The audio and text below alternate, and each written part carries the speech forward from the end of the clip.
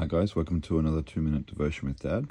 This is a bit of a planned segue today, a bit of a walk through the Bible, and it's just something that God's shown me this morning, which is pretty cool, challenging, but cool. So we're in Mark chapter 2, and I'll just read the passage first. It says, Jesus went out to the lake shore again and taught the crowds that were coming to him. As he walked along, he saw Levi, son of Alphaeus, sitting at his tax collector's booth. Now Levi is known as Matthew. Later, Levi invited Jesus and his disciples to his home as dinner guests, along with many tax collectors and other disreputable sinners. There were many people of this kind among Jesus' followers. That's pretty significant. But when the teachers of the religious law, who were the Pharisees, saw him eating with tax collectors and other sinners, they asked his disciples, "Why does he eat with such scum?" When Jesus heard this, he told them, "Healthy people don't need a doctor, sick people do. I have come to call not those who think they are righteous, but those who know that they are sinners." Now, I was already familiar with this passage, and I wanted to go back and compare this to the Matthew version, because for Mark or somebody else to call Matthew a scum is pretty harsh. But then Matthew calls Matthew a scum too. So we're in Matthew here. As Jesus was walking along, he saw a man named Matthew sitting at his tax collector's booth. It's almost identical, so I won't read it again. But then, when we get down to here, Matthew actually adds something, which is what I want to go into. Healthy people don't need a doctor, sick people do. Then he added, "Now go and learn the meaning of this scripture. I want you to show mercy, not sacrifices, for I have come to call not those who think they are righteous, but those who know they are sinners." So, what is the verse? Hosea 6:6. Let's go back. Hosea chapter 6, I want you to show love, not offer sacrifices. I want you to know me more than I want burnt offerings. And when I was reading this one, the phrase "to know me" just jumped out. To know me. Hosea is all about knowing God. Even his lifestyle, I won't go into it now, but his lifestyle as directed by God is symbolic of Israel coming back to God and knowing him. But what I want to read is just from here. "Come, let us return to the Lord. He has torn us to pieces. Now he will heal us. He has injured us. Now he will bandage our wounds. In just a short time he will restore us, so that we may live in his presence. Oh, that we might know the Lord. Let us press on to know him." There's a whole little part there. I don't know if you want to pause and read that. But it's all about knowing God. He will respond to us as surely as the arrival of the dawn, or the coming of rains in early spring. O Israel and Judah, what should I do with you, asks the Lord, for your love vanishes like the morning mist. Isn't it funny?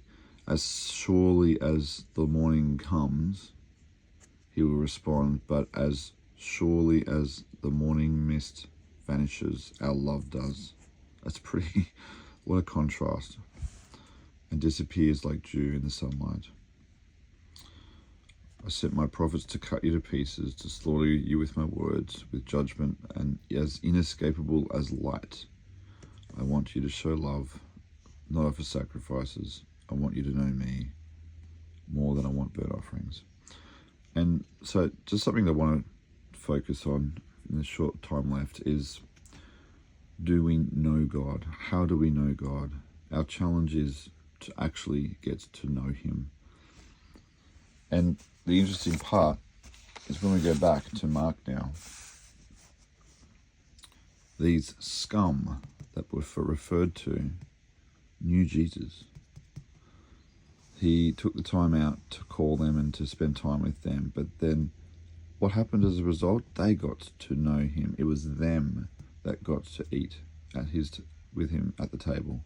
It was those who shared time and maybe jokes and relationship with him, the scum, the tax collectors, the sinners. And there's a twofold message here. First of all, that's our ministry area. Those people, the people who don't know God, don't know God, the people who have yet to find him, the people who need a taste, those who know that they are sinners. That was Jesus' ministry here. That was his mission field. That's why he came. And that is just like, wow, just a reminder of, the church is not our ministry necessarily. It's where we grow and get strong, and it's important, the fellowship, but that's not our mission field necessarily. And the second one that jumps out for me today is, how much do I know God? Or how much do you? How well do you know him? How well do I know him? What does it mean to get to know God? And, it's one thing to know about God, but it's another thing to know him. And it's very poignant, because this isn't something to condemn here. But this whole purpose of reason I'm doing these Devos is to help me and you to get to know God through studying the life of Jesus, hearing his heart, learning his heart, and now what are we going to do with it?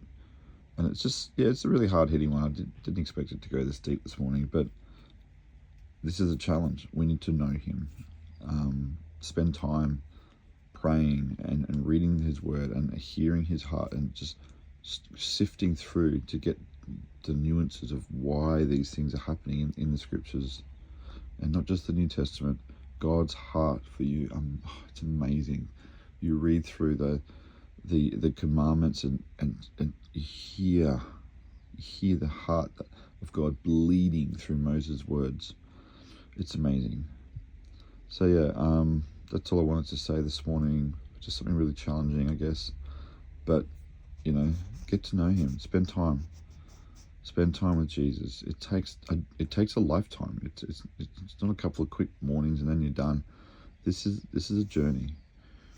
And when Matthew started his, I've got to do another one after this. But when Matthew started his journey, wow, he was in hot water, and that was, I think it's quite not fitting, but humbling for him to call himself among one of these guys. I'll leave it there. Bless you guys. Have a great day, and I'll catch you at the next one. Bye.